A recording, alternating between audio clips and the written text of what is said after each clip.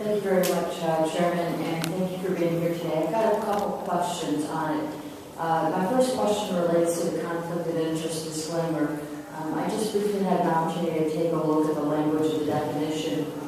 Am I understanding it correctly that under the conflict of interest disclaimer, that what the provider is going to be required to do is determine the cost of carrying a child to term, and then subtract out of that any payment that that provider could have received or would have received for either providing services, either as income. Can you explain that just a little bit more, what the intent of that is?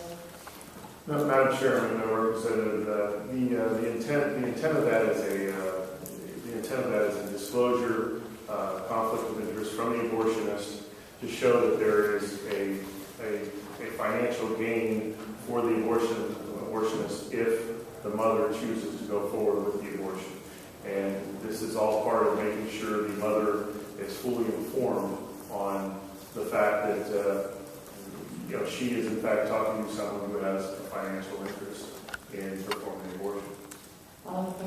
Yes, Representative Sears. Who would determine the cost of taking a child to full term, given the cost differentiation between a routine delivery, a cesarean, a high risk? Who makes a determination of what cost could be? Madam Chairman, Representative Sears, that would be a question I would like to just defer to the experts, if the Chairman goes on a future meeting. Yes, Representative Sears. I apologize, but who are the experts on that? Madam Chairman, Representative, once again, there are folks that will be coming in and testifying in favor of this bill. They'll be, should the Chairman indulge, and also folks that would come and testify in opposition. I'm sure we can hear both sides of the story. Thank you. Another question coming in? Yes, Representative Sears. Thank you. So you moved the waiting period from 24 hours to 48 hours as a mandatory waiting period, and then you also repealed the medical necessity exception, but revised the exception based on medical emergency. So if I'm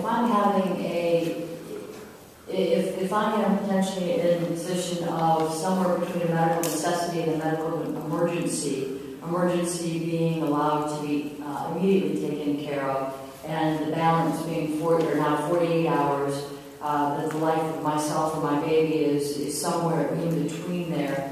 What's the logic behind? I get the difference between exception for medical necessity and emergency.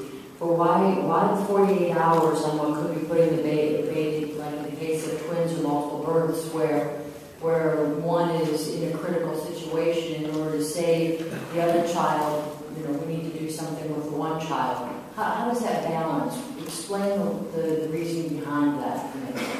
Madam Chairman, Representative, the purpose of that language change is to close the loophole for the abortionist to just make the claim that there's help of the mother emergency when there's not necessarily could be one.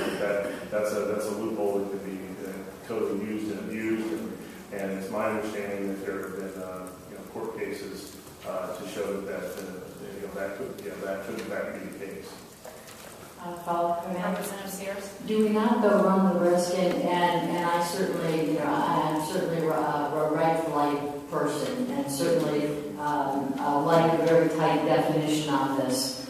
This is an area that does concern me greatly, but just at my age, having watched friends and now children of friends go through some very, very difficult, very frightening moments through the whole process, the idea of knowing that either myself or one or both or all or whatever of the babies that I was carrying was in imminent danger, but maybe not viewed that, but just that whole unknown through that process and being told that I have to wait 48 hours, that would just be an incredibly scary time. Knowing you could potentially be putting, in a case of a multiple birth, you could potentially be putting, 1, 2, or 3 other children at risk. Madam Chair, Representative, this is the first draft of this bill. If the chairman indulges and wants to move it further, if we want to tighten the language up for those to protect concerns there, we're certainly more than happy to indulge the committee in any ways we can make this bill better.